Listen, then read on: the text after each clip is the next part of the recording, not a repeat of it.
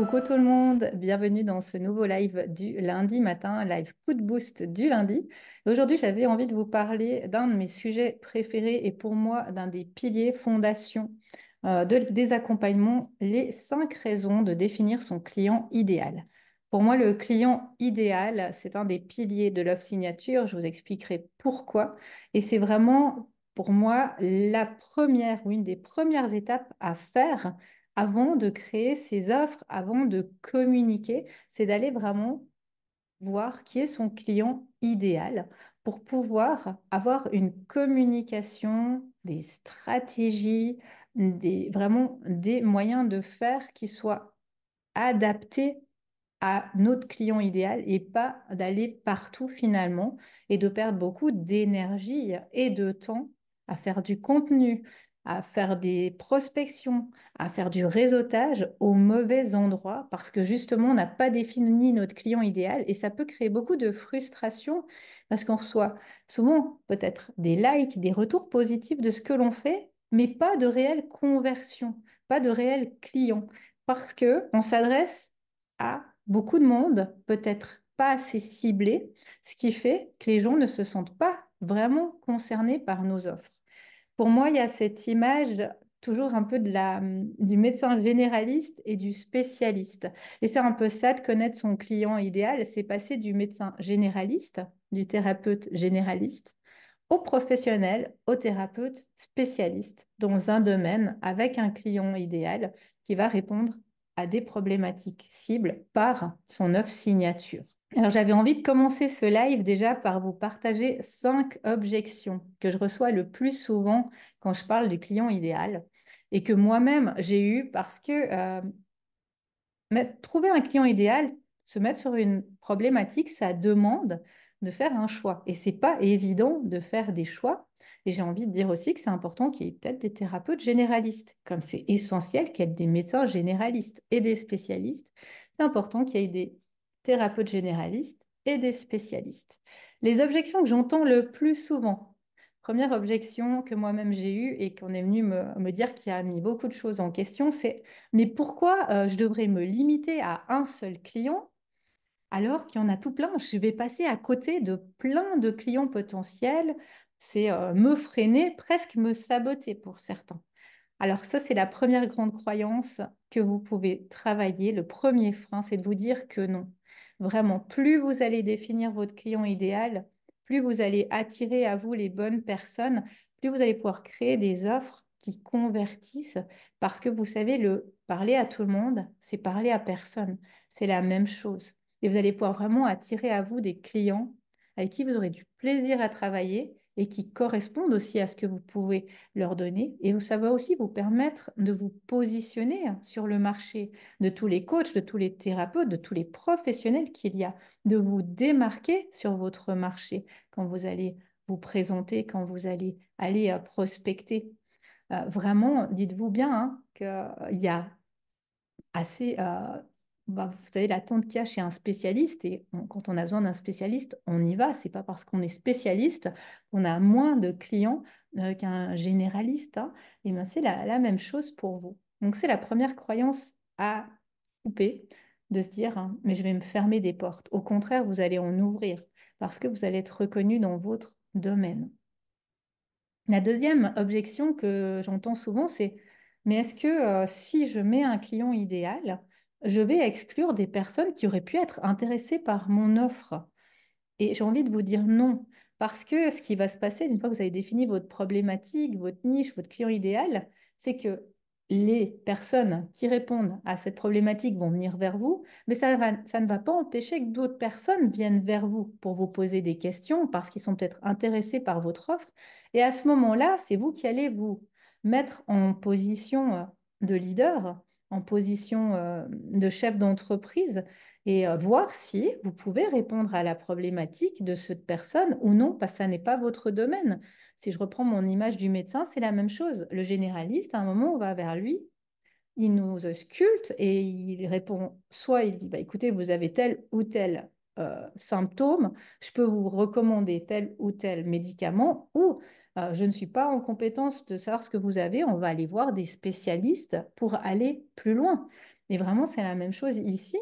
Vous allez soit pouvoir dire à la personne, bah, écoutez, oui, je peux vous accompagner de telle ou telle manière, soit dire, bah, non, j'ai pas ces compétences, mais je connais un spécialiste, je connais quelqu'un dans ce domaine qui va pouvoir vous accompagner. Certainement, vous aurez un réseau aussi autour de vous, comme un médecin a son réseau autour de lui.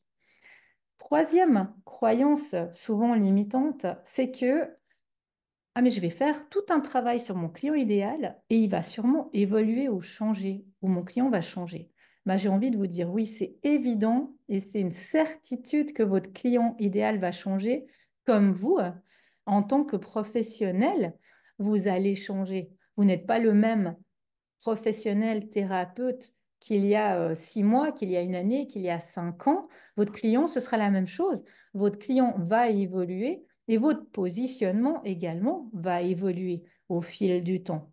Donc ça, c'est vraiment quelque chose de normal d'aller ajuster, changer. On devrait aligner nos entreprises, nos offres chaque 6 mois, une année, pour vraiment être le plus proche des clients, des besoins, de son évolution, de notre évolution également, de peut-être nos outils, nos nouvelles formations.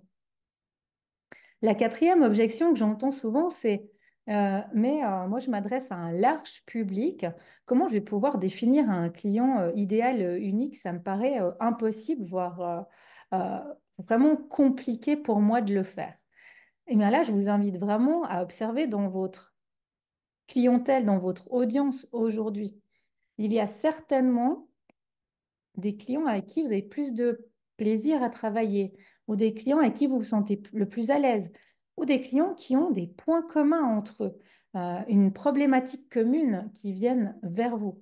Et c'est vraiment là que vous allez pouvoir petit à petit identifier qui est votre client de cœur, parce qu'en général, on attire à soi déjà son client de cœur un peu inconsciemment. Notre client de cœur, c'est souvent quelqu'un qui nous ressemble avant qu'on ait peut-être travaillé sur nous, qui a des problématiques communes. Vraiment, il y a souvent des points communs entre nous et notre client de cœur. Donc, ça va vous permettre ensuite de l'identifier en mettant le focus là-dessus depuis maintenant sur ce que vous avez déjà comme personne dans vos accompagnements et autour de vous. Et la cinquième objection que j'entends souvent, c'est moi, j'ai déjà trouvé mon client idéal, j'ai déjà ma problématique. Euh, Pourquoi est-ce que j'irai encore travailler sur mon client de cœur aujourd'hui? Et ça, je vous invite vraiment à revenir régulièrement sur votre client de cœur. Et déjà, j'ai envie de vous dire bravo si vous avez déjà trouvé votre client idéal, que vous connaissez votre client de cœur, que vous avez votre offre, ben vous allez être vraiment dans des ajustements et des conseils du professionnalisme avec l'évolution des technologies, l'évolution de la société, l'évolution des personnes, hein. Si vous regardez les grandes marques autour de vous, elles n'arrêtent jamais d'évoluer, même si elles ont déjà trouvé leur client idéal. Nous, on évolue, la façon de consommer évolue, la société évolue, la technologie évolue, et en même temps, notre client idéal, eh ben, il évolue également. Et donc, c'est important de toujours rester proche de son client idéal, de continuer à voir où il en est, à s'intéresser à lui, à son actualité et justement de ne pas se mettre en retrait ou en trop expert parce qu'on n'est plus assez proche de notre client de cœur et nos offres vont s'éloigner de lui avec le temps. Donc pour moi, le client idéal, on devrait toujours faire des enquêtes, faire des sondages, même si on l'a trouvé au fil des mois, faire des réajustements, des observations. C'est vraiment important avec tous ces changements, toutes ces transformations. J'avais envie de continuer ce live en vous parlant des 5 raisons de définir son client idéal. Pour moi, la première raison, c'est d'avoir un ciblage, vraiment un ciblage précis. Parce que d'une fois que vous aurez identifié votre client idéal, vous allez pouvoir vraiment communiquer d'une façon précise, mettre vos efforts de prospection, vos efforts de réseautage, vos efforts de marketing, vos stratégies au bon endroit parce que vous saurez où se trouve votre client. Vous allez pouvoir adapter vos messages, adapter vos actions et pas justement vous épuiser à faire plein de choses et finalement ne pas avoir de retour ou de résultat. Parce que on ne part pas de la même manière à certains clients qu'à d'autres. Si vous êtes accompagnant pour des entrepreneurs, pour travailler sur le bien-être au travail, sur la qualité au travail, sur ne pas faire du burn-out ou sur la cohérence de groupe, vous n'allez pas communiquer aux mêmes endroits et de la même manière que si vous accompagnez des jeunes mamans qui viennent d'avoir leurs enfants, qui doivent retrouver un équilibre ou retrouver une vie professionnelle ensuite aux mêmes endroits. Vous n'allez pas retrouver ces deux publics aux mêmes endroits, vous n'allez pas prospecter aux mêmes endroits, vous n'allez pas communiquer aux mêmes endroits, vous n'allez pas utiliser les mêmes visuels, etc. Et c'est pour ça que c'est important de cibler pour commencer votre client, pour ne pas perdre de l'énergie inutilement. Ensuite, deuxième raison, c'est que ça va vous permettre d'avoir une communication qui va être efficace. Parce que d'une fois que vous avez trouvé votre client de cœur, vous allez pouvoir comprendre ses besoins, ses problématiques et ses désirs. Et vous allez ensuite pouvoir avoir des messages, soit dans vos offres, soit dans vos réseaux sociaux, soit sur votre site internet, soit dans du réseautage, qui va être clair, qui va être convaincant, qui va parler à ces personnes parce que vous savez comment elles parlent. Vous connaissez leur vocabulaire, vous connaissez leurs mots M-O-T-S et leurs mots M-A-U-X et vous allez utiliser la même langue qu'elles. Parce que ce qui se passe quand on devient expert dans un domaine, c'est qu'on a tout un jargon, un vocabulaire qu'on utilise qui est entré pour nous dans la norme, que quand on parle avec nos pairs, eh bien, on parle la même langue. Quand on parle avec d'autres professionnels du bien-être, d'autres coachs, d'autres thérapeutes, oui, on parle la même langue. Mais quand on parle à notre client idéal, eh bien, on lui parle dans une langue qu'il ne comprend pas.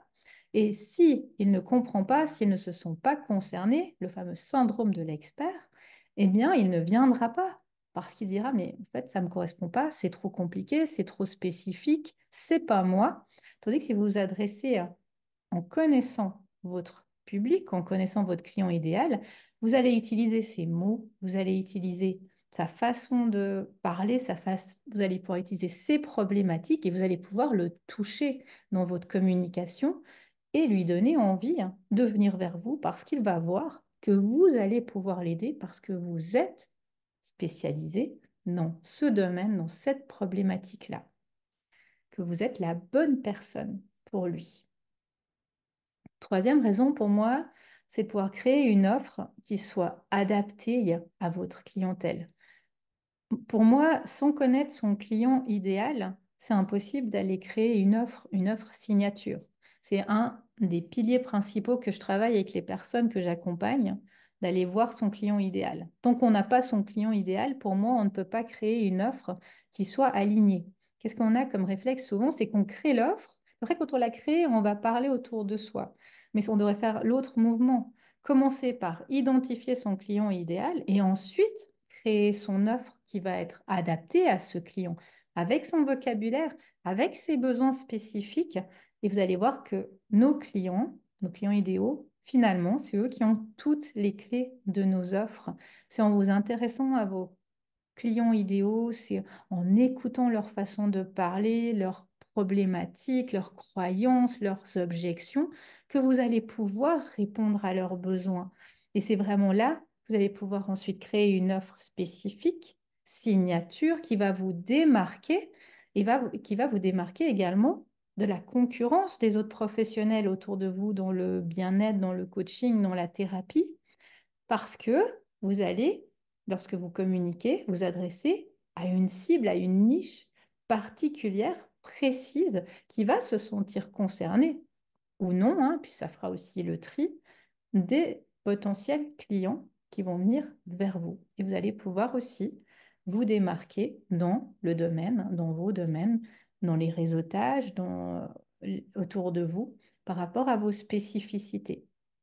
Ça va amener pour moi une augmentation de l'attraction des clients, c'est la quatrième raison, parce que vous allez pouvoir mettre en place des stratégies très précises pour être efficace et ne plus perdre votre énergie à communiquer, à créer du contenu, à aller peut-être réseauter au mauvais endroit parce que vous n'avez pas identifié assez clairement au départ vos canaux de communication ou votre niche. Une fois que vous savez à qui vous vous adressez, vous allez pouvoir vraiment aller aux endroits où sont ces personnes, pouvoir parler dans la langue de ces personnes et être percutant. De nouveau, je reviens à mon exemple de départ des cadres. Si j'accompagne des cadres, des entrepreneurs dans des entreprises pour le bien-être au travail, pour le burn-out, je ne vais pas aller dans les mêmes endroits prospecter de la même manière que si j'accompagne des jeunes mamans après leur grossesse ou leur accouchement.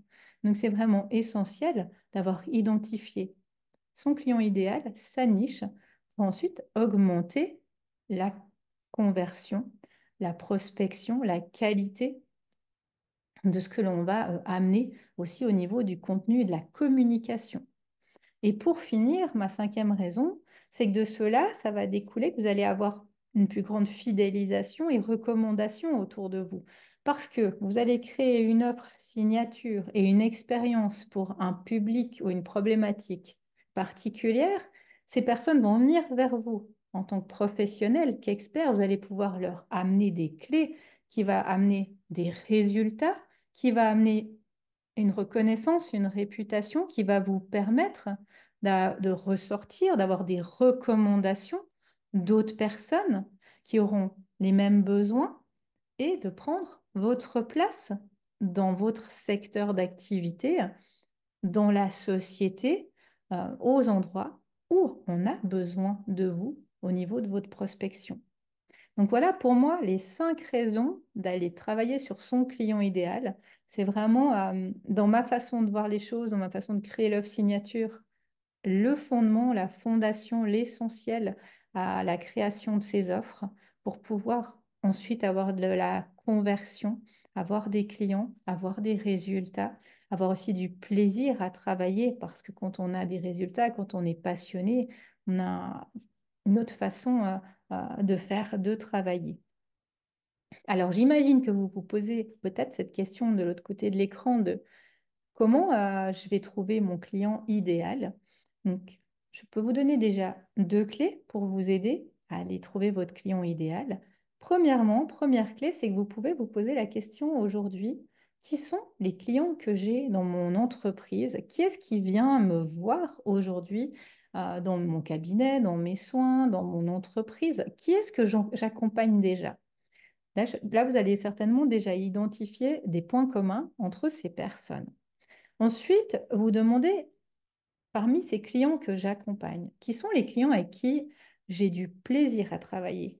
Je suis heureuse de les accompagner, ils ont des résultats, on parle la même langue, je vois que ce que je fais, ça amène de la conversion, ça amène des résultats, ça amène quelque chose et je me sens bien. Et puis également, vous dire que votre client idéal, c'est un peu vous avant d'avoir évolué souvent. Il y a des points communs avec vous parce qu'à un moment, vous avez choisi une thérapie, vous avez choisi un secteur, vous avez choisi une spécialité parce que vous avez eu un point commun avec cette formation-là, un point de départ. Donc, c'est vraiment d'aller voir un petit peu, hein, vous, en tant que client idéal, à un moment, de vous-même, qu'est-ce que vous êtes allé chercher chez ces professionnels, dans ces formations, ou qu'est-ce que vous avez eu envie d'amener à la société parce que vous avez remarqué qu'il y avait besoin de telle ou telle chose.